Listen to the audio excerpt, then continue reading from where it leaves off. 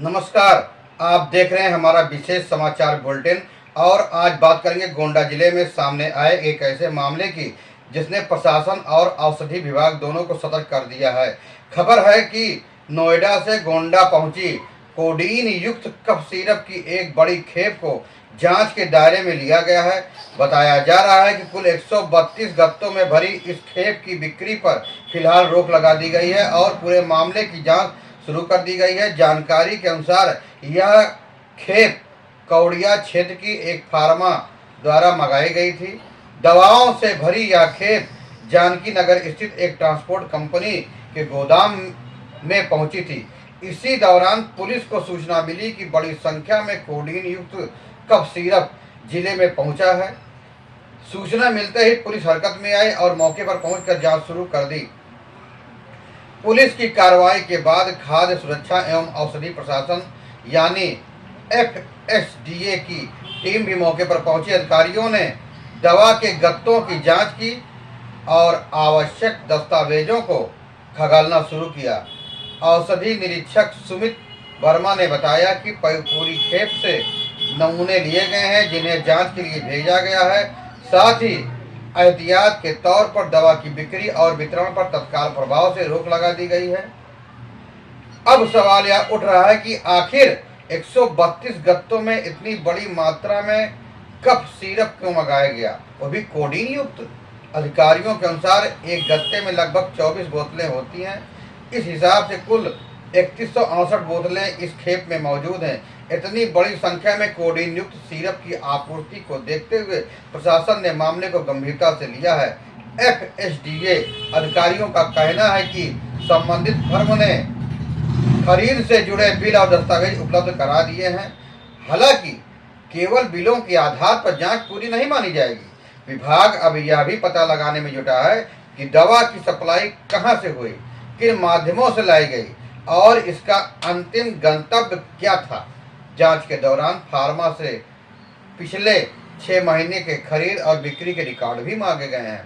अधिकारियों का मानना है कि रिकॉर्ड की जांच से यह स्पष्ट हो जाएगी कि फार्मा पहले भी इतनी बड़ी मात्रा में कभी दवाएं मंगाई हैं या नहीं।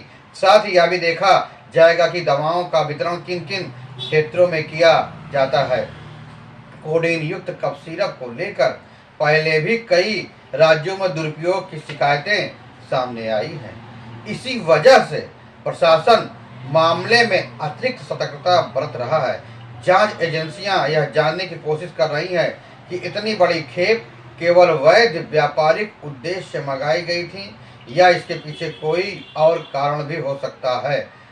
अब सबसे बड़ा सवाल यह उठता है कि आखिर 132 गत्तों में भरी करीब 3168 बोतलें कोडीन युक्त कफ सिरप क्यों मंगाई गई थी।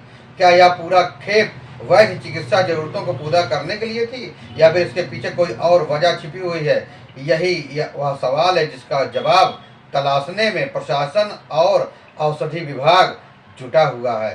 दरअसल कोडीन युक्त कफ सिरप का उपयोग चिकित्सीय रूप से खांसी के इलाज में किया जाता है, लेकिन कई मामलों में इसके दुरुपयोग की घटनाएं भी सामने आई हैं।